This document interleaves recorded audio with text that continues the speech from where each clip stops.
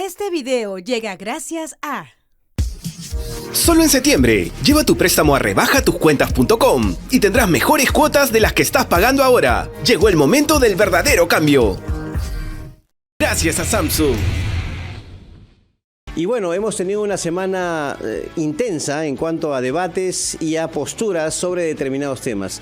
Evidentemente, lo que ha dominado la agenda política esta semana ha sido esta investigación a la Junta Nacional de Justicia, voces a favor y en contra, la actuación del Congreso propiamente dicho, y también la posibilidad de que el Perú se retire de la jurisdicción del Pacto de San José. Implica eso la Corte Interamericana de Derechos Humanos. ¿Hay sustento para este pedido? ¿Es conveniente para el Perú retirarse de este organismo supranacional? Hoy tendremos participación de dos personas que tienen obviamente posturas distintas.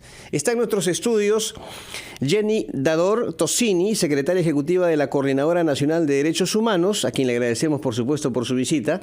Jenny, buen día, Carlos. Por favor. Buenos días, Carlos, y bueno, al Perú que está despertando, ¿no? Sí, y también estará con nosotros vía virtual el congresista José Cueto Acerbi.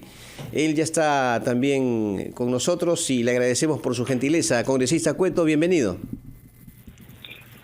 Buenos días, Carlos, gracias. Buenos días con la señora, ¿no? Jenny. Gracias por la invitación. Jenny. Muy bien.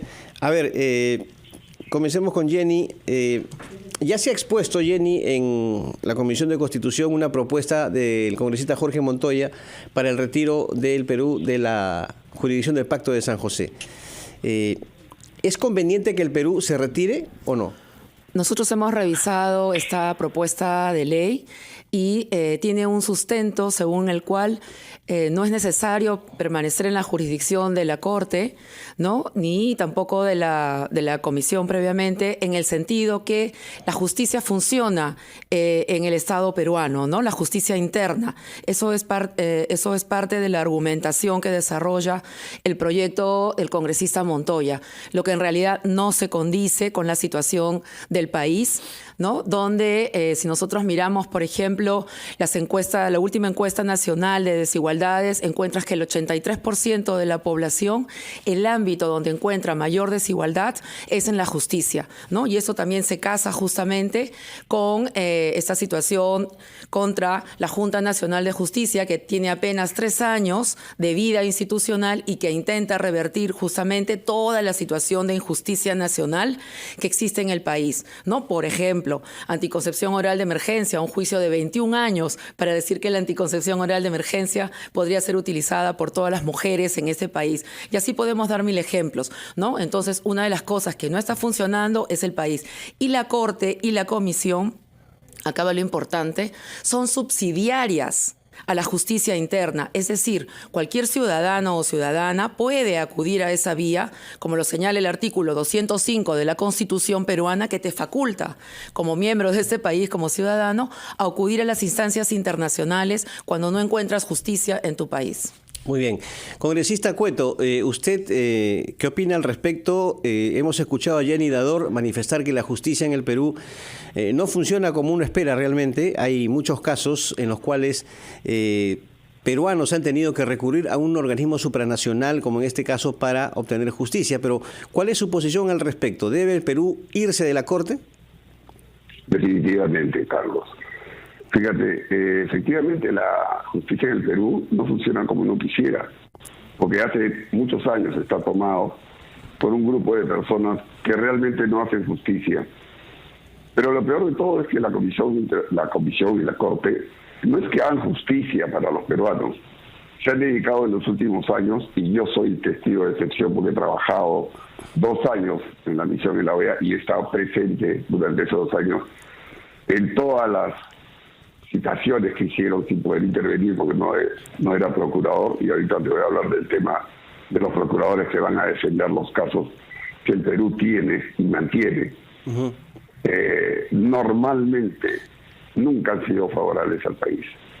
Tú sabes, por ejemplo, que en estos últimos años solo hemos ganado un solo caso. Todos los demás, y la gran mayoría, son de gente que ha cometido delitos contra el Estado, porque para eso se dedican, ¿no? Pero la mayoría pues han sido gente relacionada a grupos terroristas, subversivos, delincuentes. Yo traté de empujar ahí algunos poquísimos casos de miembros de las fuerzas del orden que, no encontrando justicia efectivamente en el país, acudieron, y de civiles también. No tienen en el fondo de los cerca de 1000 casos que tienen en la Corte. No hemos tenido ningún resultado positivo. Lo que tenemos que hacer efectivamente es mejorar nuestra justicia, nuestro sistema de justicia.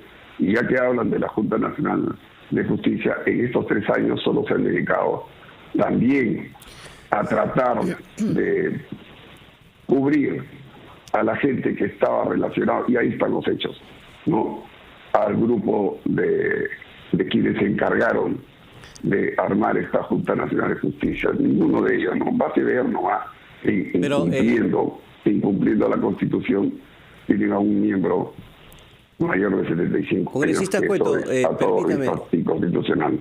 Permítame, usted habla de que efectivamente las resoluciones de ambos organismos no han sido favorables al Perú, pero en ese caso, ¿no cree usted que la responsabilidad más bien es del Estado peruano, que no supo establecer una defensa eficaz, diríamos así, ante las demandas?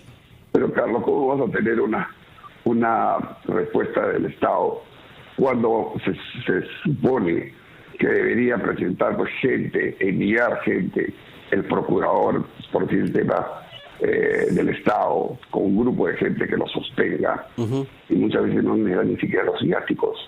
Hace poco hemos tenido al procurador, a los 2 procuradores, tanto del terrorismo, procuradores del Estado, en una comisión.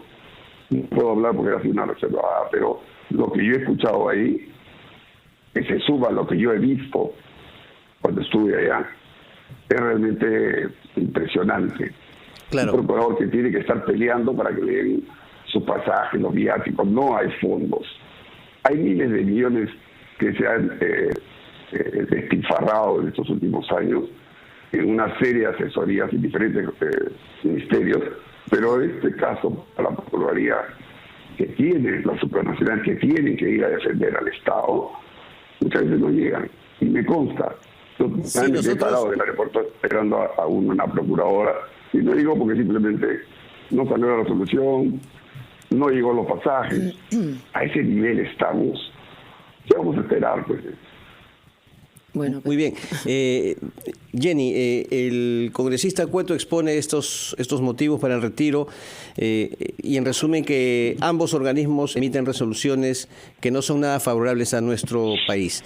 Yo le pido al Estado peruano, que es diferente. A nuestro país sí, porque la Corte y la Comisión están para proteger a los ciudadanos y ciudadanas de los países, no al Estado. Allá si el Estado tiene una defensa precaria, ¿no? Que no se organiza debidamente, y eso es reflejo de que tampoco se organiza internamente, ¿no? Pero sí ha sido favorable a los ciudadanos. Es que ha dicho una cosa bien importante. No, está bien. No se ajusta, yo quisiera... Claro, yo le pido más bien que nos espere solamente un minuto, usted y también el congresista Cueto, porque tenemos que cumplir con los compromisos comerciales. Vamos con los anunciantes y continuamos con esta interesante conversación aquí en Ampliación de Noticias.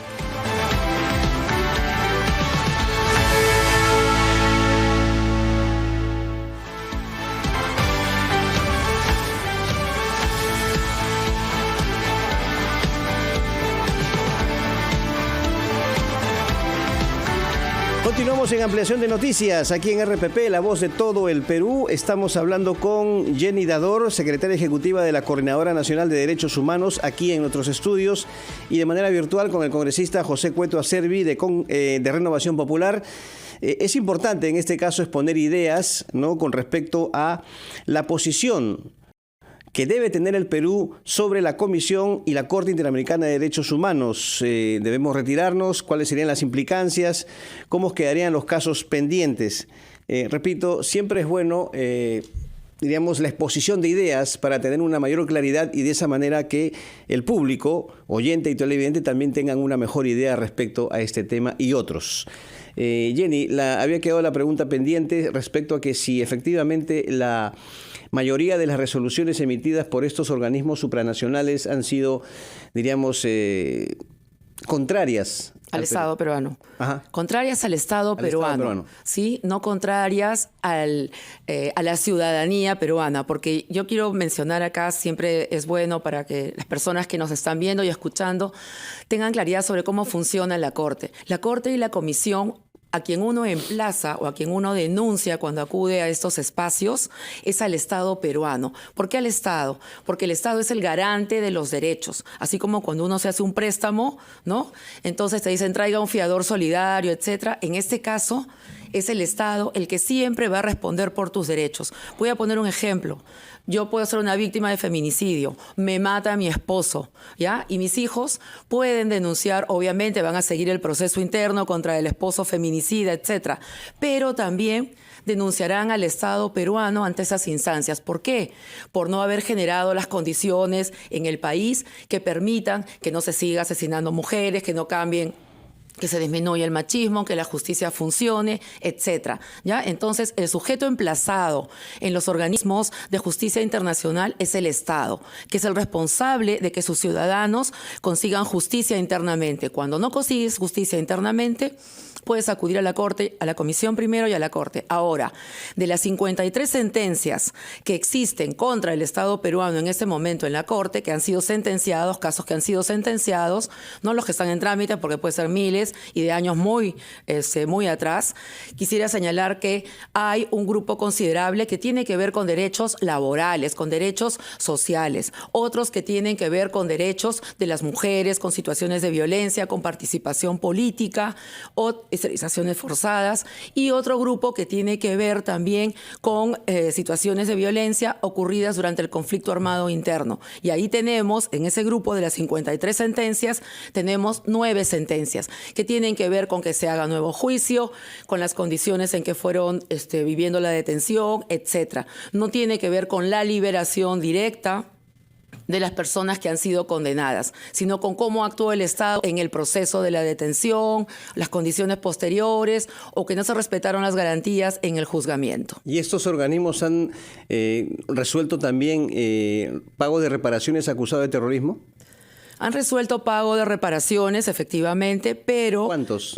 Solo en uno de los casos donde esa reparación se hizo efectiva, se dio también una ley interna de tal manera que esa reparación que el Estado estaba entregando se hiciera un enroque e inmediatamente revirtiera al Estado peruano, porque los condenados, todas las personas que somos condenadas dentro del país, ¿no es cierto?, por la comisión de un delito, como el Grupo Colina, como el presidente Fujimori, todos los que ya están condenados, han establecido el Estado una reparación civil. Muchos no han pagado. En este caso de esta persona que era terrorista, condenada por terrorismo, se le otorgó una reparación civil por violar sus derechos y se dio una ley para que esa reparación civil inmediatamente sea acogida por el Estado y este sujeto cumpla con pagar la reparación civil dentro del Estado. O sea, se usa una triangulación. Ok, congresista Cueto, ¿no cree usted que un posible retiro de estos organismos quitaría a los ciudadanos peruanos que se sientan afectados en sus derechos, al no encontrar justicia en nuestro país, puedan recurrir a una instancia que les pueda justamente brindar, claro, no es seguro obviamente, ¿no?, pero que les pueda brindar esa seguridad y esa justicia? Mira, Carlos, yo te voy a decir una cosa porque he escuchado a la señora hablar primero de guerra interna, ¿no?, que eso no existió en el país porque fue terrorismo. No dije conflicto armado interno, no guerra interna. Lo mismo, bueno, lo mismo es el mismo sello que pone siempre, ¿no? Conflicto armado interno. Fue terrorismo, no fue conflicto armado interno, porque fueron un grupo de desadaptados. Terrorismo son las modalidades de actuación. Bueno, voy a poder terminar de hablar, porque si me está interrumpiendo una señora, creo que mejor la dejamos a ella que termine de hablar. A ver, solamente. Adelante, congresista. Escúchame, yo no comparto esas cosas, porque he visto ahí los ejemplos que pone. No menciona a la señora Berizo, que le dieron plata y la sacaron, al señor Polay ahora que se ha ido para allá también a esta corte, ¿no? Ahora Artemio también, y una serie de terroristas que han estado en esta situación y se dedican solamente a tratar de usar la justicia, por no mencionar el tema que tiene que ver directamente con la soberanía jurídica. Nosotros no tenemos ver nuestros temas en otras entidades supranacionales, que en realidad no han significado ningún aporte para el Estado, más bien sí un gasto de dinero que yo creo que debería ser empleado para mejorar nuestra propia justicia y no estarle pagando a estos organismos. Esa es una posición. Y la otra es que me hubiera gustado escuchar también que así como hablan, ¿no?, de tema de esterilizaciones, tema de conflictos laborales y todo lo demás que, repito, tienen y deberían ser con una adecuada justicia en el país, se resueltan en el Perú, no en otros organismos supranacionales. Que ya sabemos, la gente que está ahí, nuevamente usando la rueda giratoria de ellos, una serie de personajes que nadie dicho se paso los ha escogido, por lo menos el Perú no. Nosotros, digamos, y no hablo de representantes, yo he estado ahí, no, sino al Perú, así como nosotros elegimos a los miembros que nos representan, no nos guste o no nos guste, nadie escoge a estos organismos supranacionales. Siempre son lo mismo, dando vueltas ahí, dando vueltas. Y obviamente, efectivamente, tiene razón la señora, es contra el Estado, porque es el Estado el que falla. De acuerdo que es así. Pero para eso nosotros tenemos que preocuparnos. Así como estamos peleando para que se mejore no solamente el ámbito de justicia, los demás sectores, pues este es uno que deberíamos tener, sobre todo para mejorar, sobre todo en busca de que nuestros ciudadanos se sientan confiados de que tienen una justicia que responde a los requerimientos de ellos. Pero cuando acá no funciona, todos se van, y estoy hablando de un buen grupo, tratan de irse a la justicia supranacional. Y lo peor de todo es que allá seleccionan, no es que digan, ni siquiera por tiempo de llegada, porque no es así. Han tenido casos express. No me acuerdo de Perú, pero sí he visto de otros países. Es la misma corte, casos express, que se quejaban las personas que iban a reclamar. Pero bueno, igual no les hacían caso porque hay, y así no lo quieren reconocer, hay un sesgo ideológico terrible, que por lo menos yo no comparto. Muy bien. Acá. Muy bien, para finalizar, Jenny... Bueno, para finalizar, solo podría decir que en realidad a la Comisión y a la Corte acuden todos los ciudadanas y ciudadanas de las distintas tendencias y corrientes políticas cuando sienten que la justicia no funciona dentro, ¿no? Prueba de ello, el año pasado, justamente la actual presidenta, ¿no?, la señora Dina Boluarte, presentó también ante la Comisión Interamericana un pedido justamente por la situación que estaba afrontando en el proceso que se le seguía, ¿no? Entonces, quiero decir que es una garantía para cualquiera cuando sienta que la justicia no funciona. Sobre los representantes, ¿cómo se eligen? Hay procedimientos que están establecidos. Todos los países pueden presentar sus candidatos, pueden presentar hasta 2 o 3 candidatos y se eligen obviamente por votación dentro de los otros. Nosotros hemos tenido representantes del Estado peruano. Es más, el día de hoy tenemos todavía una representante en la Comisión Interamericana, la doctora Yulisa Mantilla, ¿no?, que justo termina sus funciones. Entonces, no es que nadie los ha elegido, que están ahí sentados, no. Son personas, además, y también tenemos una representante en el Comité de los Derechos de la Mujer, en el CEDAW, que preside ese comité. Entonces, el Estado peruano, desde su Cancillería, desde el Ministerio de Relaciones Exteriores, tiene más bien una situación, o ha tenido históricamente una situación proactiva y además siempre de hacer propuestas de profesionales destacados en el campo del derecho y especialmente en el campo de los derechos humanos. Y una última cosita para terminar. La Carta Democrática también plantea claramente en su artículo 3 como una de las condiciones para que un país sea reconocido como una democracia representativa, ¿no?, el respeto y la vigencia de los derechos humanos y los derechos fundamentales y la independencia de los poderes. Entonces, cuando estos derechos no se están representando, no se están adecuadamente respondiendo dentro del país, nos queda la posibilidad de acudir al organismo internacional. Todos queremos que la justicia mejore en este país. Yo, que soy abogada de 30 años, la he sufrido. Muy bien, yo les agradezco a Jenny Dador, secretaria de la la Coordinadora Nacional de Derechos Humanos, y al congresista José Cueto Acerbi de Renovación Popular por habernos acompañado esta mañana aquí en Ampliación de Noticias. Muy gentiles ambos.